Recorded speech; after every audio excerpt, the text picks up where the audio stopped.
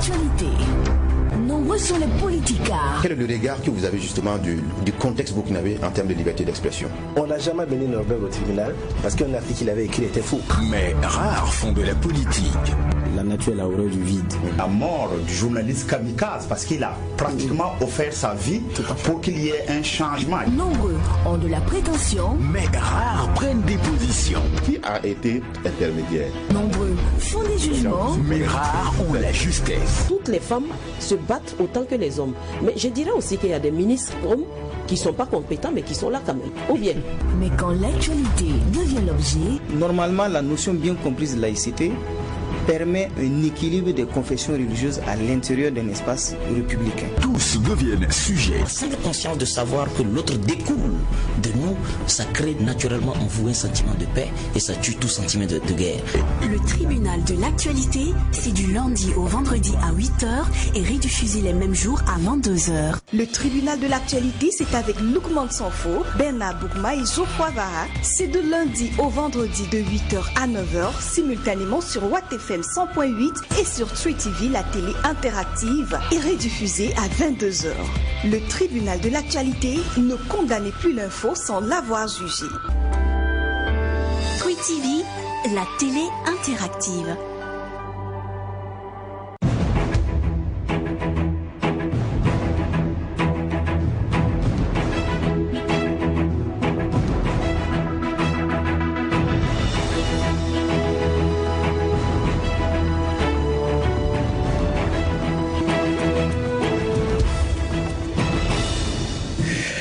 Mesdames, Messieurs, bien le bonjour et merci de nous rejoindre pour cette émission Les Tribunaux de l'actualité. Vous savez, ce rendez-vous majeur où sont jugés les faits majeurs de l'actualité entre approbation et condamnation, confirmation, vérité et dénégation, puisque nul n'a le droit de condamner qui que ce soit ou quoi que ce soit sans un jugement conséquent. Merci de votre fidélité. Quand l'aide extérieure n'est plus un point solide, mais une suite de remèdes précaires, la liberté chancelle et se retrouve en péril. C'est une pensée de Gisèle Kizerbo à méditer en cette journée du 7 octobre 2019. Bienvenue pour cette première convocation de la semaine du tribunal de l'actualité. Je suis Loukman Sanfo, je préside ce tribunal, deux juges au siège, Bernard Boukma, Geoffroy Vara. Bonjour à tous les deux. Bonjour Président, bonjour juge Vara, bonjour Madame, Messieurs. Bonjour juge Boukma, bonjour Président, bonjour auditeurs et téléspectateurs. Comment s'est passée la semaine? Le week-end plutôt. Ouais, c'était agréable. La pleine forme. Merveilleux. D'accord. Merci de nous rejoindre donc pour donner votre lecture de la situation nationale et internationale à travers votre statut de juge au siège à cette émission. Merci également à toute l'équipe de réalisation de l'émission, à la fois à la radio qu'à la télé. Alors, comme vous le savez, messieurs les juges, des organisations de la société civile burkinabé ont annoncé la tenue des journées anti-impérialistes les 11 et 12 octobre prochains. 4e édition cette année. Les organisateurs entendent donc aborder le lien entre impérialisme et terrorisme. Pour eux, ces journées visent surtout à améliorer le niveau théorique et la conscience idéologique et politique des peuples africains sur la situation de domination du continent. À l'occasion, il est prévu donc un panel public sur le thème, des animations, des stands, une marche meeting ainsi qu'un concours de créativité artistique sur le thème impérialisme, terrorisme et lutte des peuples en Afrique. Alors, les organisateurs ont été convoqués pour expliquer cette posture dans un contexte où, vous le savez, certains qui sont taxés d'impérialisme sont sollicités par les dirigeants pour apporter leur soutien à la lutte contre le terrorisme. Et ce matin, c'est Ali Sanou, secrétaire général du mouvement burkinabé des droits de l'homme et du peuple MBDHP, qui répondra à nos questions. Bonjour et bienvenue. Bonjour Président et merci pour l'invitation. Merci d'être sur ce plateau du tribunal de l'actualité. Mesdames, Messieurs, voici la première partie, les avant-propos des juges au siège.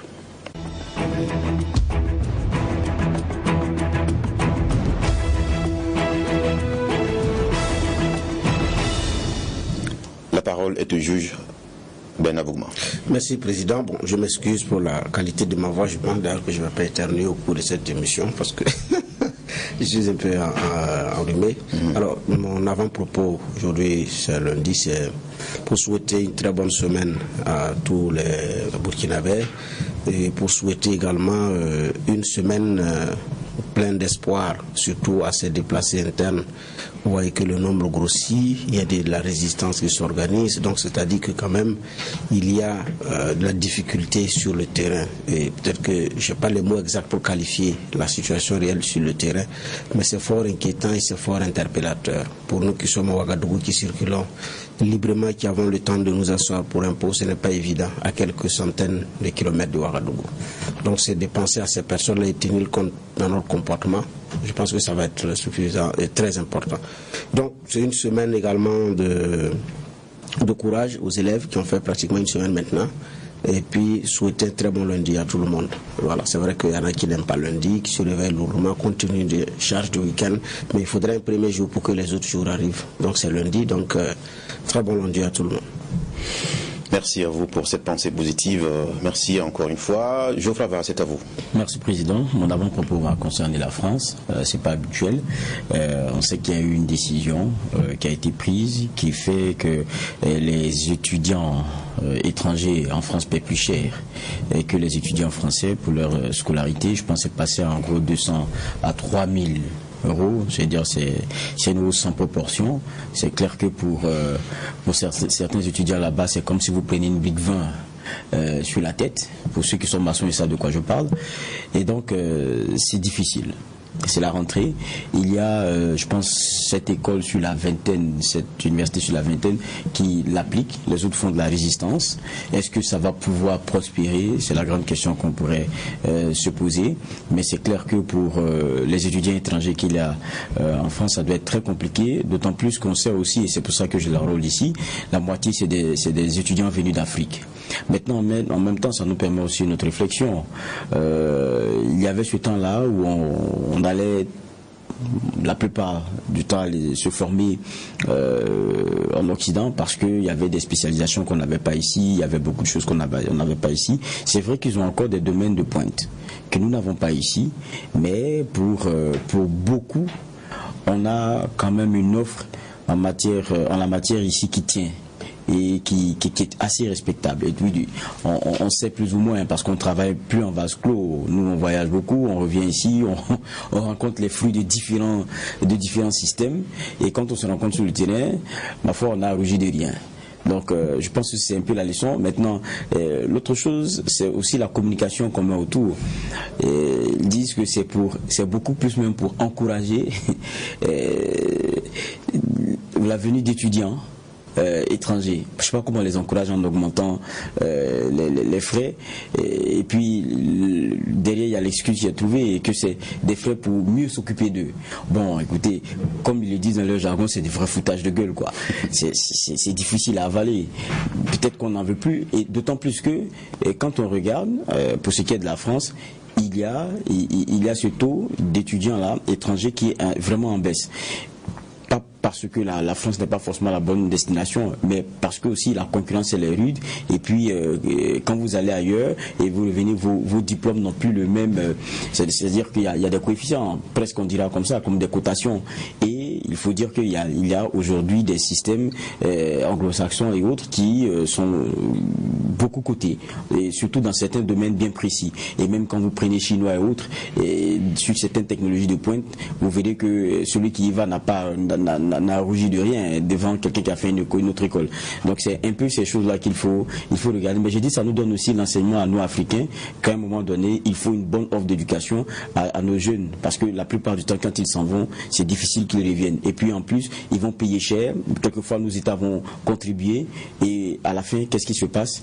Ils restent pour servir là-bas, ils prennent la nationalité, et puis nous, c'est un investissement de perdu. J'ai dit, ça le mérite aussi qu'on puisse bien regarder dans ces choses-là. C'était mon avant-propos, Président.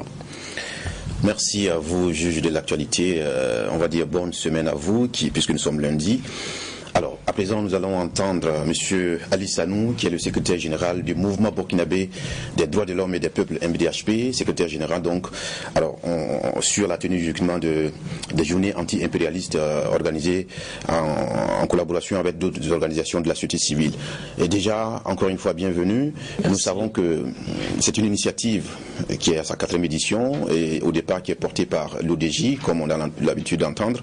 Et cette année, on voit certaines organisations qui s'affichent officiellement, à l'instar de la CGTB, de l'UGEB et du MBDHP. On ne sait pas si c'est une nouveauté, mais la dernière fois aussi qu'on a vu une activité de telle ampleur qui s'est ouverte à d'autres organisations, ça ne s'est pas très bien passé. Je pense à la récente journée de protestation. Est-ce que, en ce qui vous concerne, c'est une apparition nouvelle ou bien vous avez toujours épousé cette cause-là? Ok, merci. Faut dire déjà concernant les journées anti-impérialistes, la première édition a été initiée par l'ODJ, l'Organisation démocratique de la jeunesse, en 2016. Et je pense que déjà en 2016, l'ODJ a été la seule organisation qui l'a porté. À partir de la deuxième édition, d'autres organisations telles que l'UGEB, la CGTB, le mouvement des intellectuels pour la liberté se sont joints à l'ODJ. En ce qui concerne le MBDHP, c'est à partir de la troisième édition et de cette quatrième édition que nous nous sommes joints à l'initiative. Donc il s'agit d'une initiative, comme vous l'avez précisé, l'ODJ, l'Organisation démocratique de la jeunesse, en était à l'origine, mais petit à petit d'autres organisations se sont jointes et notre souhait c'est qu'au niveau de la 5e édition, il y a beaucoup plus d'organisations qui s'intéressent à la thématique et qui y participent pour contribuer en tout cas à l'éveil des consciences dans notre pays. Est-ce qu'on voit en l'ODJ un souffle nouveau dans ce type de lutte-là? Parce que de plus en plus d'activités, on associe l'ODJ. Bon, on ne sait pas si c'est vraiment une stratégie ou c'est un nouvel élan, sur lequel vous comptez mener votre lutte. Non, comme je vous ai dit, c'est une initiative de l'ODJ. Donc c'est bien l'ODJ qui nous a associés cette fois-ci à son activité, mais de façon plus globale, que ce soit l'ODJ, l'UGEB, la CGTB, le MBDHP et beaucoup d'autres organisations de la société civile, nous avons quand même une tradition de lutte commune qui ne date pas des journées anti-impérialistes et bien avant, que ce soit au niveau du collectif contre l'impunité, que ce soit même avant le collectif contre l'impunité, le collectif pour le règlement des affaires pendantes en matière de droits humains, CRADH, ou la CCVC. C'est des organisations qui ont pris l'habitude sur certaines thématiques de batailler ensemble, de mobiliser leurs énergies, leurs ressources, parce que sur ces questions-là, elles ont des objectifs communs. À la dernière activité de protestation, la journée de protestation qui avait été initiée et puis à laquelle beaucoup d'organisations se sont démarquées, il avait été dit qu'il y a des revendications qui ont été associées qui n'ont rien à voir avec les préoccupations des travailleurs. Aujourd'hui, on voit encore une structure comme la CGTB qui s'affiche dans des journées, dans des luttes anti-impérialistes.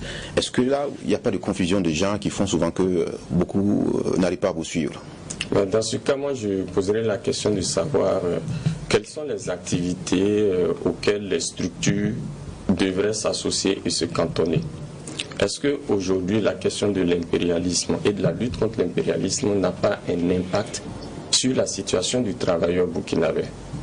Lorsque vous êtes dans un pays dominé comme le nôtre, où malheureusement vous constatez que sous les injonctions de puissances étrangères, avec leurs bras séculiers qui sont la Banque mondiale et le Fonds monétaire international, c'est les privatisations à tout vent, c'est la précarisation des emplois, où vous vous rendez compte que toujours sous les injonctions de ces mêmes politiques-là, aujourd'hui c'est la précarisation de l'emploi.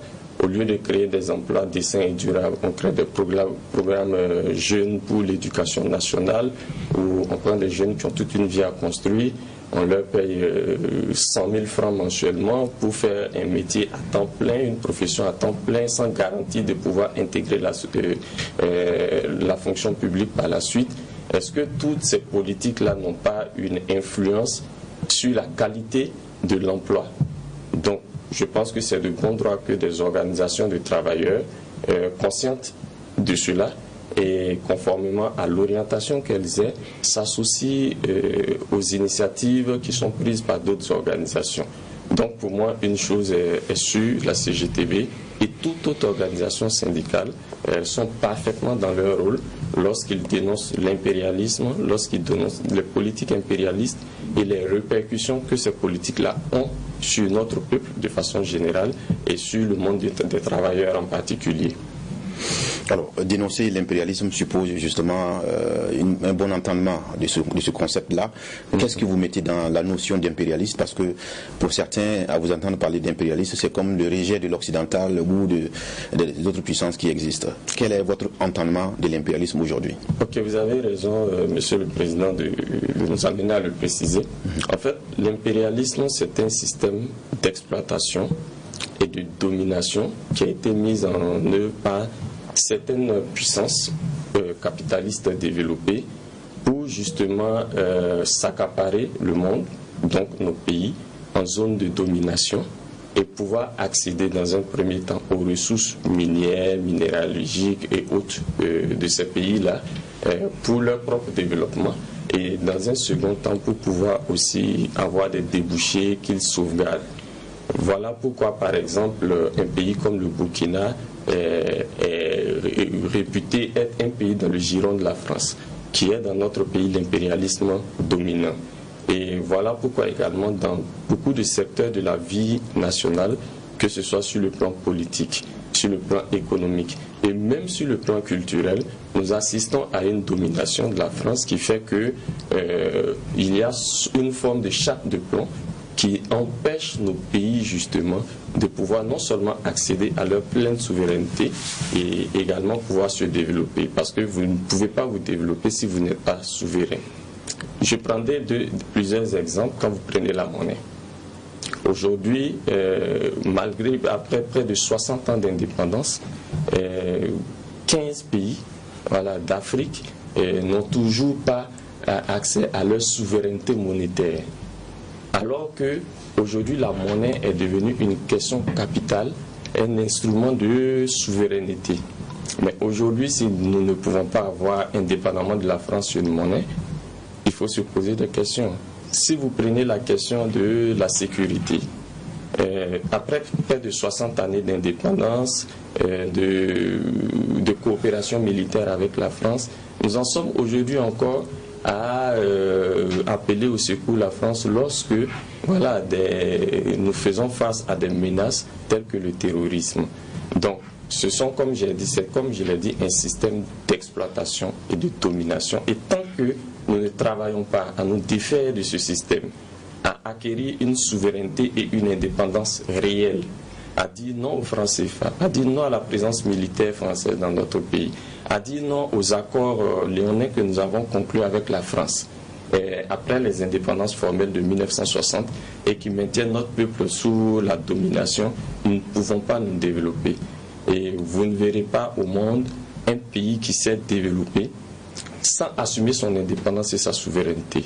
Nous en sommes là et nous estimons qu'au niveau de nos organisations, que c'est une mission que les générations actuelles de Burkinabés et d'Africains ont, c'est-à-dire se mobiliser pour conquérir notre indépendance réelle. D'accord. Je passe la parole au juge Bougman. Merci. Alors, quand nous avions reçu le représentant de l'ODJ la dernière fois, j'avais posé la question par rapport au lieu. Parce que la première édition, je crois que c'était à Jean-Pierre Guingané. Cette fois-ci, il disait en son temps que le lieu n'était pas encore déterminé. Est-ce qu'on a le lieu maintenant? Oui, le panel, il y a d'abord les dates, c'est les 10, 11 et 12 octobre. Le 10 octobre, nous aurons une rencontre internationale parce que l'une des particularités des journées anti-impérialistes, c'est que ce ne sont pas que des organisations et des participants venus du Burkina. Donc nous avons des participants venant de plusieurs pays de la sous-région et d'Afrique, tels que la Côte d'Ivoire, le Mali, le Niger, le Bénin, le Ghana, l'Afrique du Sud. Nous avons également des participants venant de France. Donc il s'agira d'une journée, une rencontre entre ces participants venus de divers horizons où les politiques impérialistes s'expriment de diverses manières, de partager leurs expériences, leurs points de vue. Donc ça c'est le 10 octobre. Et les activités publiques débutent le 11 octobre avec un panel terrorisme et impérialisme en Afrique. Et c'est à partir de 9h le 11 à Jean-Pierre Guingané, à l'espace culturel Jean-Pierre Guingané. Et le 12, il y aura une marche qui est prévue à partir de la place de la Nation pour dénoncer le terrorisme, mais pour dénoncer également la présence militaire étrangère dans notre pays. La marche va jusqu'à où? La marche, c'est à la place de la Nation. Nous ferons le tour à partir du rond-point des Nations Unies, vous rejoindre Kwame Nkrumah et revenir à la place de la Nation. Alors, j'ai posé la question parce que effectivement, en son temps, il avait dénoncé l'impérialisme français. Et moi, ma question, c'était de savoir si la manifestation c'était devant l'ambassade. Il dit que le site n'était pas déterminé, comme c'est l'impérialisme occidental, alors que ces Occidentaux ont des symboles dans nos pays. La question, c'était de savoir est-ce qu'il y aurait une action également devant ces représentations-là? Non, pour notre manifestation de cette semaine, comme je l'ai dit, je viens de vous indiquer l'itinéraire. Mais il faut dire que les puissances impérialistes ont bien leur relais dans notre pays. Ce sont eux qui travaillent à ce que, justement, les politiques impérialistes soient maintenues et se mettent en œuvre. Donc, le fait de marcher, même pas en direction d'une ambassade d'un pays, mais de faire le tour, comme nous l'avons dit, c'est déjà une démonstration de la volonté de notre peuple de pouvoir s'organiser, se mobiliser sur une question aussi importante que celle de notre domination. Alors, je pose la question parce qu'en la matière, quand les uns et les autres manifestent, chacun part devant le ministère de tutelle pour émettre ce cahier de doléances. C'est pourquoi je pose la question. Il y a les relais locaux, comme vous l'avez dit, mais qui est ce relais local qui va recevoir votre message? Notre message est d'abord adressé à nos autorités. Nous disons, nous voulons le départ des forces militaires étrangères de notre pays. Il y a bien des gens au Burkina qui ont signé les accords qui font que la France vient chez nous, se déploie militairement chez nous. Donc notre manifestation est d'abord adressée à ces personnes-là qui sont nos autorités, qui sont censées agir au nom de notre peuple. Nous signalons que nous avons appris, comme tout le monde pratiquement en catimini, qu'il y avait des accords qui avaient été signés entre le Burkina Faso et la France et qui étaient relatifs à l'installation de bases militaires françaises dans notre pays. Mais ces accords n'ont jamais fait l'objet de débats démocratiques dans notre pays.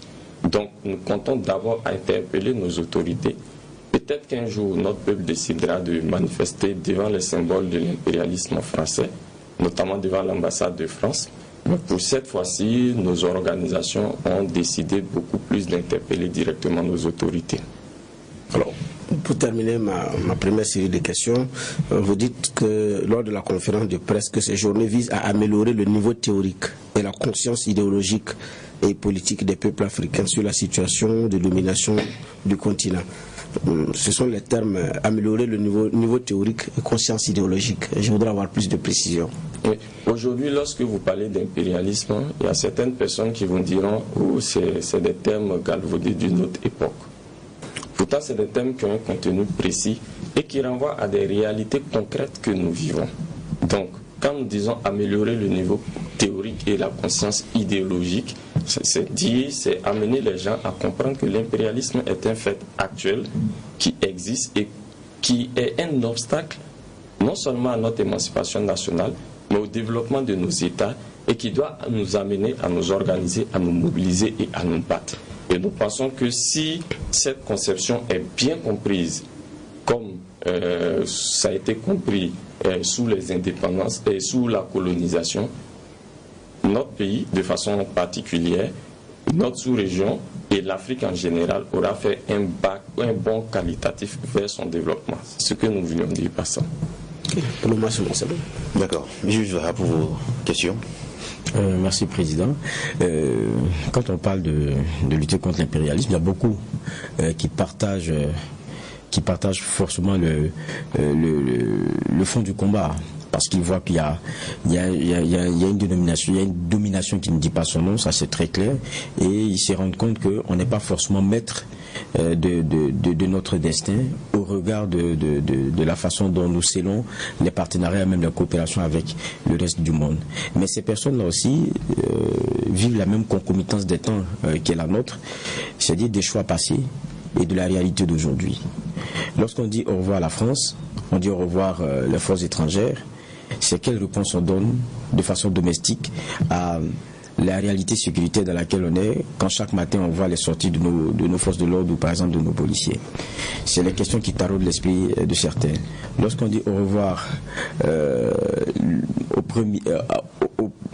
parce que la plupart du temps c'est ça aussi la vérité, au premier bras financier, il faut appeler les choses comme il faut les appeler, comment on gère un certain nombre de choses. C'est-à-dire que le problème pour la plupart des gens, ce n'est pas qu'ils n'adhèrent pas à ce qui est critiqué, mais vous voyez le départ comment, c'est-à-dire après, l'après, comment. C'est ça souvent la grande question. Ok, déjà je note 2 volets. Le premier volet, c'est si la France s'en va aujourd'hui, qui a... Pas que la France, parce que vous dites impérialisme, ce n'est pas forcément français. Et je suis d'accord. Si les forces étrangères quittent notre pays, on va généraliser ainsi. Comment est-ce que nous assurons notre sécurité? Déjà, je tiens à vous dire que aucune nation responsable, aucun peuple n'est responsable ne confie sa sécurité à une puissance étrangère. Si vous dites que vous êtes un peuple et que vous souhaitez le respect et la considération des autres peuples du monde, vous devez vous donner les moyens de vous défendre lorsque vous êtes agressé, attaqué et de rétablir votre pleine souveraineté sur votre pays. Aucune autorité patriote ne devrait être fière de dire que j'ai fait appel à des forces étrangères pour venir assurer la sécurité de mon pays et de mon peuple. C'est donc dire que c'est avec désolation que nous voyons que nos autorités, ça ne leur taraude même pas l'esprit de dire nous avons fait appel à la France pour assurer la sécurité de notre pays. Déjà après nos indépendances formelles en 1960, Feu Maurice Yamego avait eu le courage de dire non à l'installation d'une base militaire française dans notre pays. Déjà à l'époque. Mais les dirigeants actuels véritablement n'ont pas été à la hauteur des aspirations de notre pays. Quand vous dites ainsi, c'est comme si c'est que des Français qui sont au front actuellement pour défendre nos territoires. C'est un soutien, ce n'est pas forcément... C'est un soutien, mais vous conviendrez avec moi qu'à Baraboulé, à Tongo Mahel, à Djibo et autres, ce n'est pas la France qui va déployer des policiers ou des gendarmes en nombre pour assurer notre sécurité. Ce sont bien des forces burkinabées qui le feront. Mais nous disons que pour nous, faire passer aujourd'hui le Burkina Faso et son peuple comme des incapables, qui ne sont pas capables eux-mêmes d'assurer leur sécurité et qui sont obligés de faire appel à des puissances extérieures, notamment la France, je dis c'est une honte pour nous. Et si nous voulons le respect des autres peuples du monde, eh bien nous devons nous assumer et mériter ce respect. Je signale que l'armée française est dans notre pays depuis l'ère de Blaise Compaoré dans les années 2010-2012. À l'époque, on ne parlait pas de terrorisme. Les Français ont été les premiers à dire nous nous implantons chez vous à titre préventif parce qu'il y a du terrorisme dans la région. Mais nous sommes en 2019, nous sommes en plein tombé et nous sommes tombés pleinement dans la guerre antiterroriste, ce qui montre que à l'époque, quand ils venaient, il n'y avait pas de terrorisme, ils disaient qu'ils venaient nous prémunir. Ils sont là et maintenant nous sommes obligés de faire face à la mort, aux tueries des enfants de ce pays. Donc, quand vous prenez un médicament qui ne marche pas, vous devez être en mesure de vous poser quand même un certain nombre de questions. Mais c'est bien parce que le médicament, le prend pas seul, c'est une bonne conjugaison et de nos forces et de l'appel fait à l'extérieur pour une collaboration afin d'avoir un meilleur, de meilleurs résultats sur le terrain. Et puis quoique, quand vous dites cela, il y a eu les choix aussi de l'ancien régime, c'est vrai qu'on n'aime pas trop revenir là-dessus, qui ont fait qu'on est dans une égalité. Moi, ma question était la suivante, je la rappelle. Okay. Même ceux qui épousent tout ce que vous dites, après que ces forces-là soient parties, comment on gère? Parce que c'est ça aussi la crainte des gens. Et j'en viens en vous disant, en essayant de battre en brèche la théorie selon laquelle nous ne pouvons pas assumer nous-mêmes notre sécurité. Je dis ce n'est pas juste. D'abord, premièrement, parce que ces forces-là sont là depuis longtemps. Ça ne nous a pas empêché d'être dans la situation de désarroi dans laquelle nous nous trouvons. Deuxièmement, parce que j'estime que notre peuple et notre pays ont suffisamment de ressources pour le faire. Mais comment? Et c'est là j'en viens à votre question. C'est d'abord et avant tout une question de choix politique. Je vous prends des exemples. Ici au Burkina, le budget de l'armée est monté, connaît aujourd'hui au regard de la situation une évolution afin de permettre que nos forces de sécurité aient les moyens nécessaires. Mais vous conviendrez avec moi qu'ici également nous avons constaté que des anciens ministres de la Défense ont, après leur passage au ministère de la Défense, ont construit des bunkers. On n'a pas cherché à savoir d'où vient cet argent. Vous conviendrez avec moi que les jours passés, l'autorité supérieure de contrôle d'État et de lutte contre la corruption s'est offusquée du fait que le budget de l'armée est en termes de plusieurs centaines de milliards aujourd'hui, mais on n'a pas de contrôle sur comment est-ce que ce budget est géré. Autrement dit, vous ne pouvez pas, dans un contexte de malgouvernance, de pillage et de détournement des deniers publics, être en mesure, dans un secteur aussi sensible que celui de la sécurité, de pouvoir être à la hauteur des aspirations de votre peuple. Aujourd'hui, le défi qui se pose à nos autorités, qui est une simple question de bon sens, c'est d'abord d'assainir la gestion des finances publiques, de faire en sorte que l'argent qui est effectivement affecté pour l'équipement, l'organisation de nos forces de défense et de sécurité soit utilisé en ce sens. Premier aspect. Permettez-moi de poursuivre, s'il vous plaît. Mais j'allais vous dire, d'abord, là, c'est à ça que je voulais en venir. Parce que pour beaucoup aujourd'hui, c'est qu'on veut mettre la charrue avant les bœufs. On a une réalité aujourd'hui, c'est une insécurité galopante. On a une réalité aujourd'hui, nous, c'est vrai qu'on discute sur un plateau à Ouagadougou, mais il y en a qui nous regardent, qui disent, messieurs, là, ils sont à l'ouest ou quoi? Est-ce qu'ils savent ce qu'on vit? Ok? À ces personnes-là, quand on leur dit, bon, l'offre de collaboration qu'on a sur le terrain qui par moment nous soulage, il faut l'enlever, alors qu'ils savent que les tares que vous décriez aujourd'hui ne sont pas des tares qu'on soit du jour au lendemain.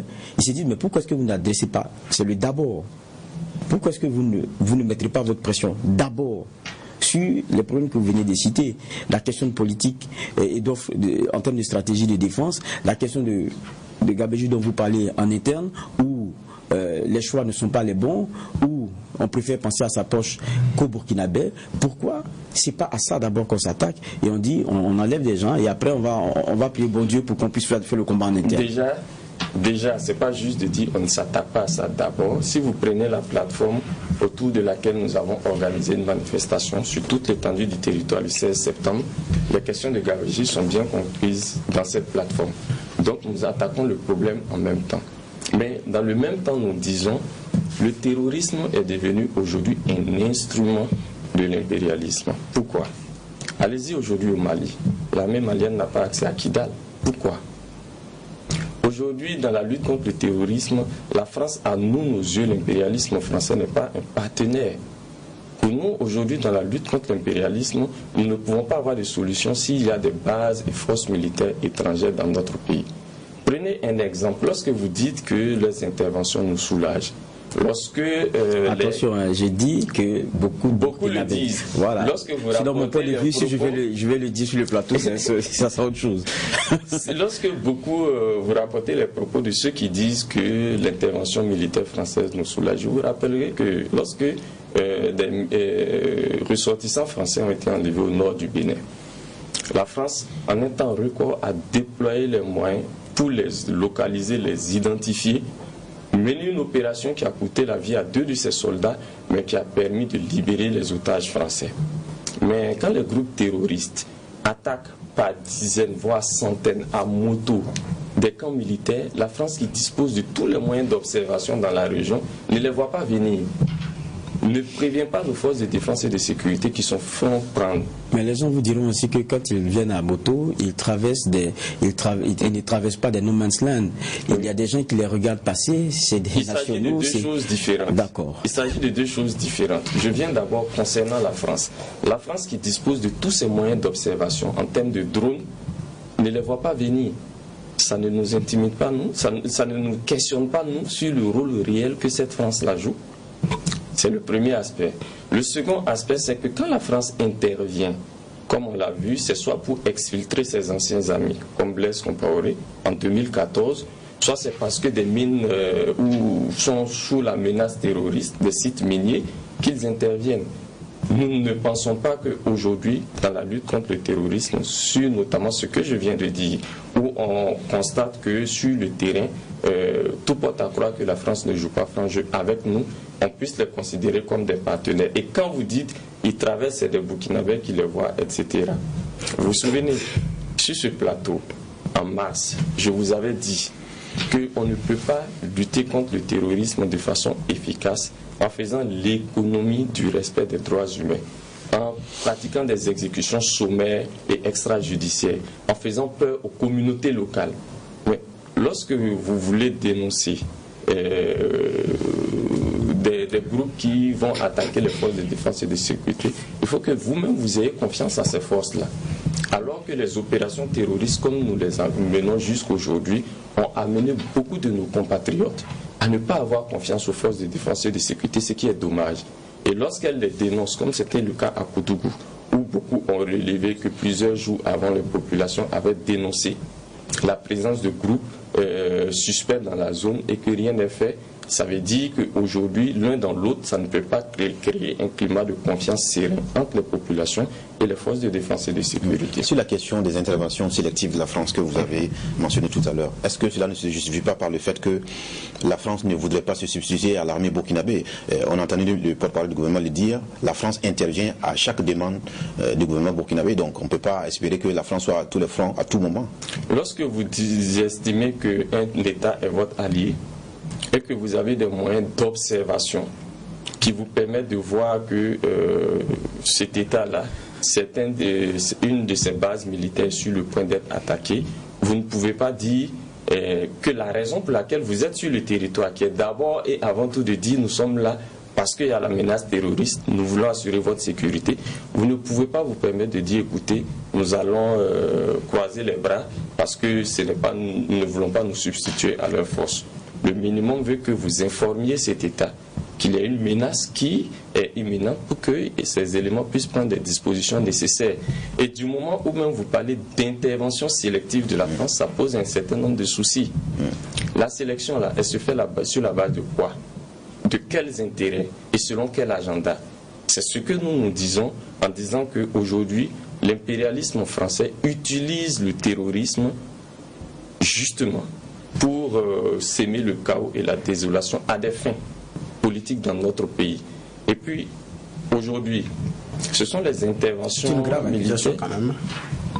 Mais c'est un point de vue que nous partageons. C'est notre point de vue.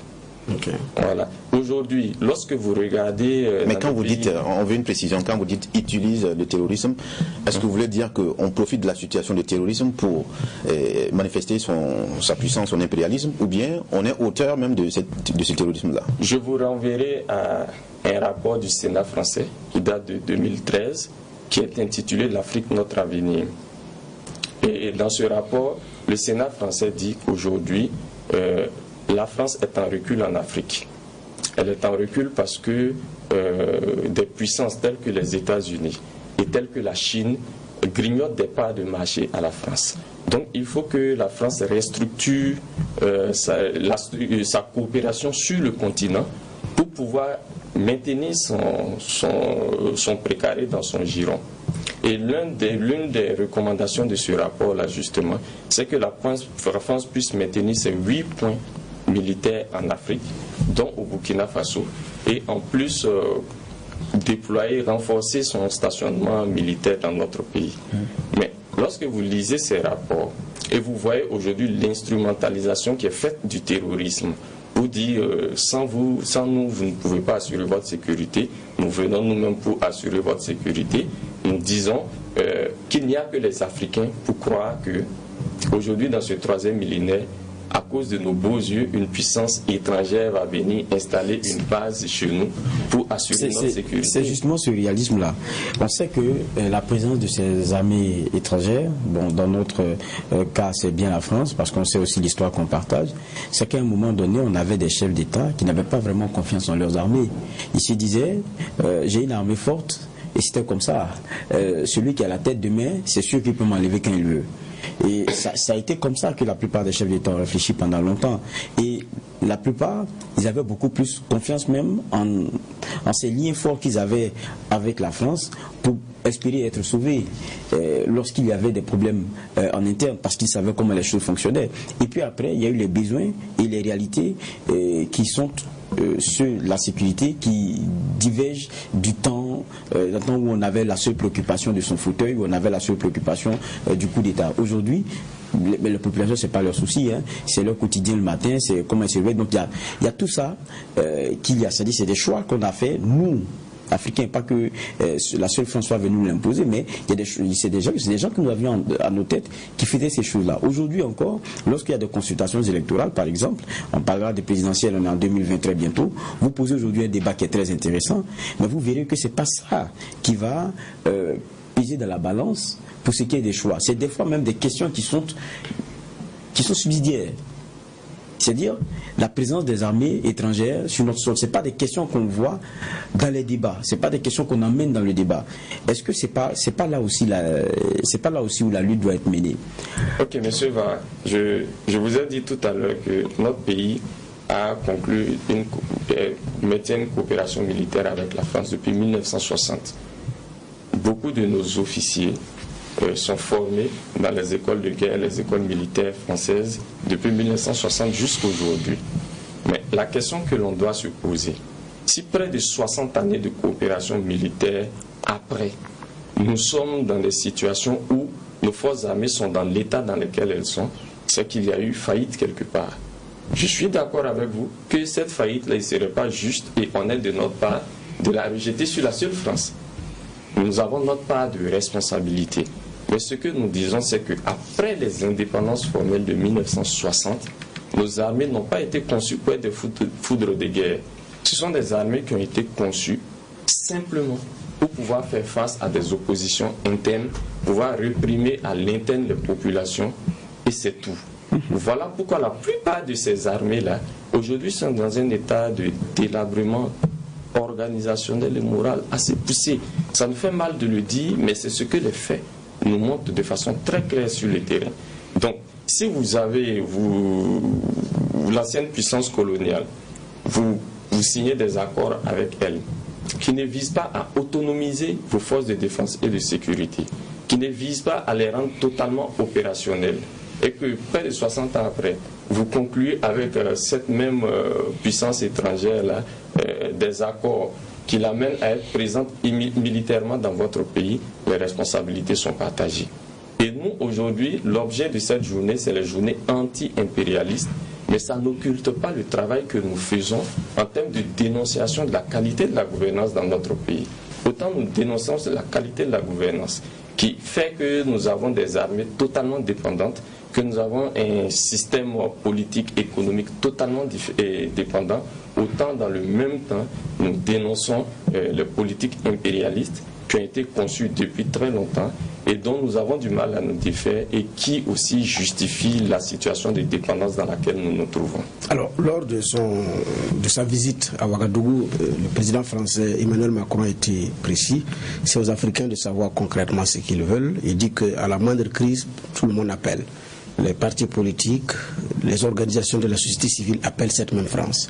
Et après, ce sont les mêmes qui reviennent dénoncer cette même France. Est-ce qu'il n'y a pas à un moment donné que chacun assume ses responsabilités? Nous n'appelons jamais la France. Parce que nous demandons à la France de laisser les Africains régler leurs problèmes eux-mêmes. Mais il y a aussi des structures comme les vôtres aussi qui bénéficient des financements des organisations qui viennent également de l'Occident. Ou bien elles ne sont pas des l'ODG bénéficie de financement de j'ai oublié la fondation qui finance. Lors de son passage, il a dit qui bénéficie également de ces financements-là. Et maintenant, la question c'est de savoir est-ce que ce n'est pas, ou bien ces structures-là sont des structures qui partagent les mêmes visions, qui ne sont pas des structures impérialistes. Ok. Il faut d'abord, le problème, et on a dit, la lutte que nous menons là, ce n'est pas une lutte contre l'Occident et les Occidentaux, c'est une lutte contre un système qui crée l'oppression et la misère dans nos pays. Vous ne pouvez pas lutter contre ce système et puis prendre de l'argent de ce système-là. Nous dénonçons des puissances impérialistes. Si vous avez des éléments qui tendent à croire que ces puissances impérialistes nous financent, on peut soulever ces éléments et puis les présenter à l'opinion. Mais nous avons aussi des amis occidentaux, comme je l'ai dit, même en France pour les journées anti-impérialistes. Il y a des Français qui viennent contribuer au débat, qui viennent dire en quoi est-ce qu'ils sont d'accord avec nos revendications. Donc, il ne suffit pas de dire vous avez un financement qui vient de l'extérieur. Nos organisations n'ont jamais prôné l'autarcie. le renfermement entre elles. Mais vous savez que l'impérialisme, c'est pas seulement qu'un bras politique, il est économique, et même quelquefois, je parle d'organisation de la société civile, vous pointez du doigt, et ça on l'a vu ici sur le plateau, certains qui disent, vous êtes financé par temps, on sait comment vous répondez d'ailleurs. C'est-à-dire que même sur la question des organisations de la société civile, vous savez qu'il y a cette implication. Monsieur Va, moi je ne parlerai pas des autres organisations, je parlerai de celles qui organisent les journées anti-impérialistes. Est-ce que vous voulez dire que ces organisations sont financées par des puissances impérialistes? Si c'est ça, ça se dit simplement. C'est une question qui est posée. Vous dites que vous avez des amis occidentaux. C'est que des personnes, mais il n'y a pas d'entité. Vous parlez de Français, il n'y a pas d'institution, il n'y a pas. Vous parlez de personnes physiques et non de personnes morales. Pour ces GAI, nous n'avons pas invité de personnes physiques, c'est des structures que nous avons invité, des personnes morales. Voilà, mais qui viennent avec. Qui délèguent naturellement des personnes physiques pour participer. Mais c'est des personnes morales que nous avons invitées. Donc, et on ne dit pas que parce qu'on est contre l'impérialisme, on est réfractaire à l'aide internationale. Mais nous disons que si aujourd'hui nous prenons de l'argent de puissance qui nous amène à ne plus dénoncer l'impérialisme parce qu'il nous finance, ça pose un problème. Je vais vous poser une question. Oui. On parle d'entité occidentale, on sait les conditions de financement. Sur certaines questions, vous parlez par exemple de droits de l'homme et tout, il y a des sujets qui souvent mettent très mal à l'aise, sur lesquels on n'entend pas. Quand on parle d'homosexualité, vous savez comment c'est perçu souvent dans nos sociétés. On sait que derrière les financements, il y a une dynamique de faire passer une façon de voir qui est celle de l'Occident aussi, une façon d'accepter de voir la société qui est celle de l'Occident, de voir certains droits qui sont ceux de l'Occident, qui souvent ne sont pas acceptés ici, et qui sont en filigrane, associés à des financements et autres. Quand on prend l'argent, on prend l'idéologie, on prend la perception, on prend beaucoup de choses. Monsieur Va. On épouse finalement la vision. On a vu comment ça dérangeait ici ces questions-là. Non. Moi, je ne pense pas que sur ces questions, j'ai été particulièrement dérangé sur un plateau ou ici. Premier aspect. Deuxième aspect, moi, je suis dans le concret. Nous, aujourd'hui, au niveau du MVDHP, nous avons un agenda en termes de priorité en matière de droits humains. Nous ne pouvons pas embrasser toutes les questions des droits humains. Et les priorités, c'est au regard de notre contexte national. Est-ce que vous avez par exemple des éléments qui tendent à croire qu'on donne de l'argent au MVDHP pour parler de tel ou tel sujet ou pas? Je vous rappelle que nous, notre mouvement, nous avons déjà eu à dire non à des financements parce qu'ils ne s'inscrivaient pas dans nos priorités. C'est aussi ça, être une organisation et s'assumer. Vous ne pouvez pas sur des plateaux dire que nous sommes contre l'impérialisme. Et demain, quand on vous donne de l'argent sur des questions qui ne vous intéressent pas, ne pas être capable de dire ça ne nous intéresse pas, ça ne fait pas sortir. C'est pas une question d'intérêt, c'est une question de point de vue. C'est une question d'intérêt. Parce que l'impérialisme dont vous parlez ici, c'est des questions de point de vue. Vous dites, sur tel point, on ne peut pas accepter une certaine domination. C'est-à-dire, la domination, elle est de tous ordres. J'ai dit, c'est économique, c'est politique, c'est même culturel. Oui. Vous le savez très bien.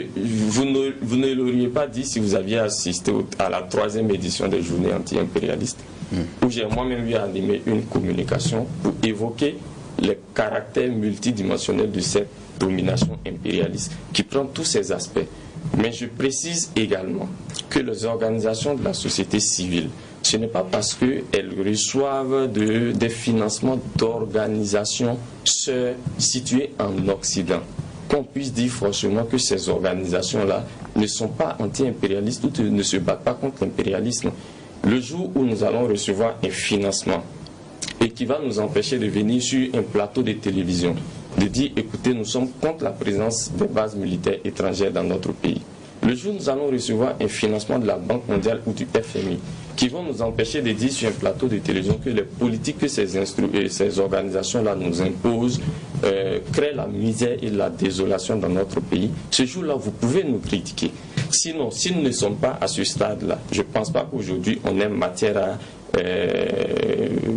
à polémiquer sur les sources de financement des organisations et l'impact de ces sources de financement-là sur la vie des organisations. Alors, une question décalée beaucoup plus perso, c'est quand votre entrée en politique, de façon active?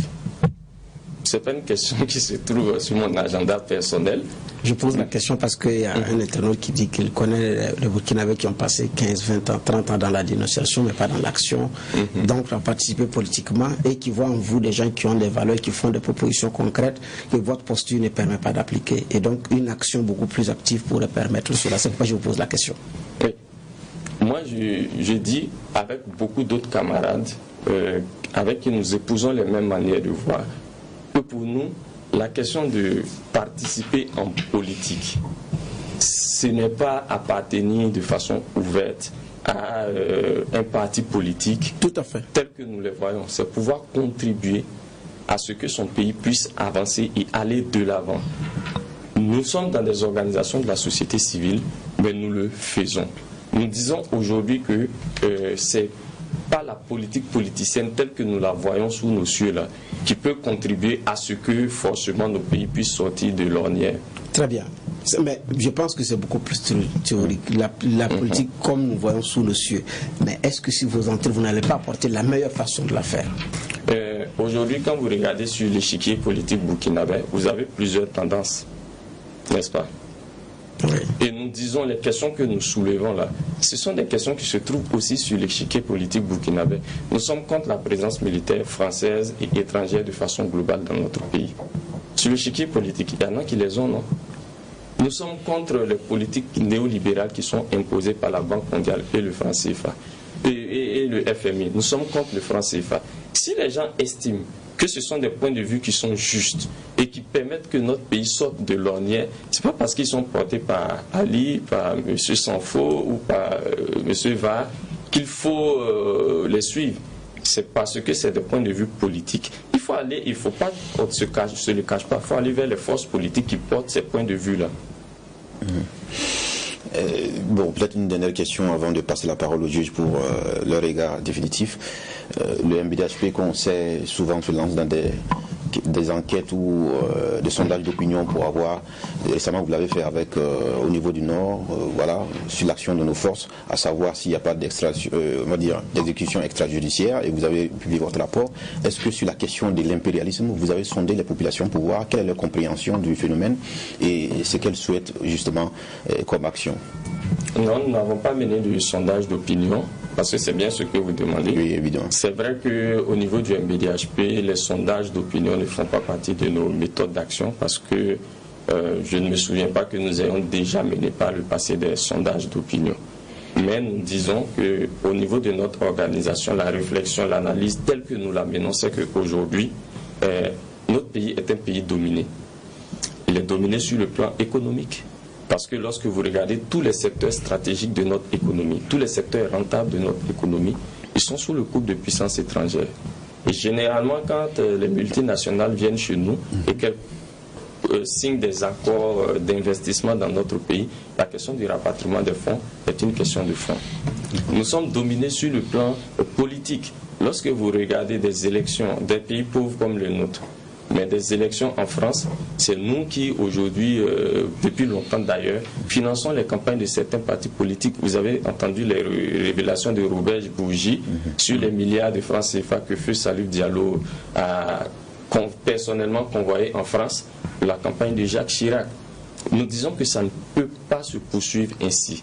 Et aujourd'hui, lorsque les gens sont présents militairement dans vos pays, c'est uniquement sur la base de leurs intérêts. Et si vous ne voulez pas, justement, nous voulons nous développer, nous devons être en mesure de poser ces questions telles qu'elles sont. Je vous prendrai l'exemple de Mme Florence Parly, qui est la ministre française des Armées, qui l'année dernière, en octobre, à Dakar, disait, en parlant de la Russie, parce qu'en République centrafricaine, l'armée française a quitté le pays et la Russie s'est installée. Elle a fustigé la Russie comme étant une puissance hypocrite qui ne joue pas franc jeu. Donc, quand les Russes s'installent dans un pays, la France les critique. Mais la France elle-même s'installe dans d'autres pays. C'est aux mêmes fins. C'est justement pour pouvoir dénoncer. Je vous prendrai également l'exemple des témoignages d'un officier français qui a écrit un livre, Rwanda, la fin du silence. Voilà pourquoi nous estimons qu'il faut que vous également, les médias, vous travaillez à éclairer la lanterne de l'opinion. Cet officier dit quoi? l'armée française, en 1994, a soutenu le génocide au Rwanda. Mais vous pensez que des gens qui sont accusés d'avoir soutenu des génocides au Rwanda peuvent venir ici pour nos beaux yeux, pour défendre pour lutter contre les terroristes? Je vous rappelle qu'une ampoule sur 3 qui s'allume en France provient de l'uranium du Niger. Vous pensez que les intérêts français, tels qu'ils sont là, permettent que la France reste neutre ou plutôt intervienne sous le genre vous couper? Je ne pense pas. Si votre élan et tirer rapidement une conclusion de ce qu'on a pu entendre ici, commençons par Geoffroy Bara, rapidement. Merci Président. Je vous rassure qu'on travaille nous aussi à éclairer les lanternes et c'est à quoi participe aussi cette émission dans laquelle on reçoit tous les bords. Et vous, et ceux qui pensent aussi que cet impérialisme là aussi est bon pour bien d'État. Parce que ça permet à la fin d'avoir, de tirer pour chacun son opinion. Mais en même temps, il y a notre opinion qui est la nôtre aussi. Et à la fin, quand on l'écoute, c'est une vérité.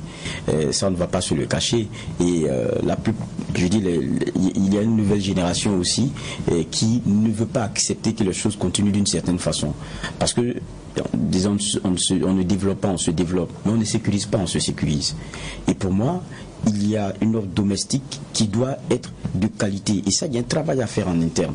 Mais le travail là, il ne pourra pas être fait, ça il faut le dire aussi de façon très courageuse, tant qu'on continuera à dormir sur la natte de quelqu'un. Et puis il y a aussi, il parlait d'impérialisme, j'ai dit il y a plusieurs élans. Et il y a une vérité aussi qu'il faut se dire. Quelqu'un ne vous donnera pas le clair, c'est-à-dire vous ne laissez pas donner plein de marchés, donner des marchés, et qui ne veut pas sécuriser ses investissements. À un moment donné, il faut être courageux. Il faut qu'on comprenne que les choix qu'on fait, il y aura aussi des conséquences. Il faut qu'on soit prêt à les assumer. Ça ne sera pas de dire la France dégage, mais c'est de savoir aussi qu'il y a un nombre de chocs. Et ça va nous permettre aussi de libérer, même sur le plan économique, avoir une offre aussi en matière d'entreprise qui puisse rivaliser et avoir des parts de marché qualitatifs qui puissent répondre à tout cela. Bernard Bougma, vous permettez de dire un mot quand même, non? Oui, sur la question, on est tous d'accord que c'est à chacun de s'assumer pour se protéger, pour se vêtir et pour se nourrir. Ça, c'est clair. Maintenant, ce qui me concerne, c'est beaucoup plus pourquoi je pose la question sur l'action. Parce que pour que Sankara dise la vérité à Mitterrand droit dans les yeux, il est rentré dans l'action. Pour que Sankara dénonce l'impérialisme, il est rentré dans l'action. C'est pourquoi je préfère, il y a la dénonciation, mais je préfère celle beaucoup plus active. C'est pourquoi j'ai posé sur l'action. Les journées anti-impérialistes, c'est les 11 et 12 octobre prochain. Donc, si vous ne partagez pas sa façon de voir les choses, il y a un panel prévu à cet effet. Le débat peut se mener à l'interne pour qu'ensemble jaillisse en tout cas la vérité et pour éclairer nos populations. Merci à vous, M. Sanou, d'être passé. Merci pour l'invitation. Mesdames, Messieurs, on s'arrête là. On vous retrouve demain mardi pour la deuxième convocation de la semaine. Que la paix nous fasse la guerre, que la guerre nous fasse la paix.